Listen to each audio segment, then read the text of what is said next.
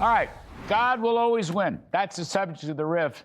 Charlie Kirk's alleged assassin now faces the death penalty for aggravated murder, among related charges. And importantly, the Utah DA made it very clear that political expression was the key motive.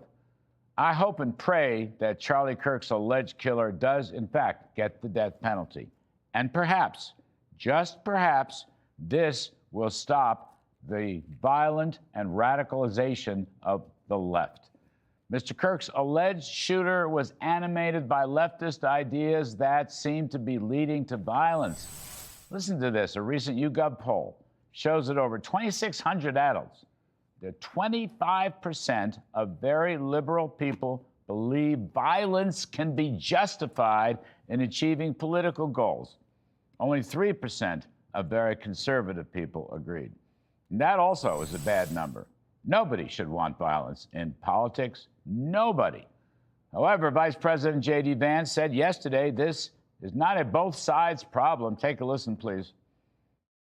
People on the left are much likelier to defend and celebrate political violence. This is not a both sides problem. If both sides have a problem, one side has a much bigger and malignant problem, and that is the truth. The leader of our party, Donald J. Trump, escaped an assassin's bullet by less than an inch. And now, the most influential conservative activist in generations, our friend Charlie, has been murdered.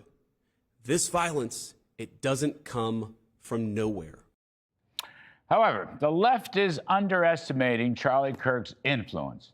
Listen to this. Turning Point USA has been flooded with 30,000 requests to start a new chapter. Currently, it has 900 college chapters and 1,200 high school chapters. This is the most optimistic part of the story. Charlie's beliefs of faith, freedom, and family are gaining ground everywhere. Charlie Kirk's nonviolent approach of civility and calm dialogue, that's always the right way to go, regardless of whether you're a liberal or a conservative, left or right. People on the left somehow believe that free speech and free markets are fascist or Hitler-like. It's crazy. It's completely wrong. And they need to be called on it.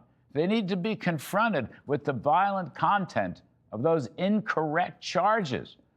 Meanwhile, they are troublemakers and they are evildoers. And this was not Charlie Kirk's approach.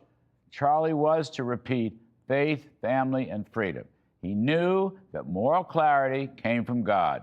He knew certainly that the Ten Commandments forbid killing.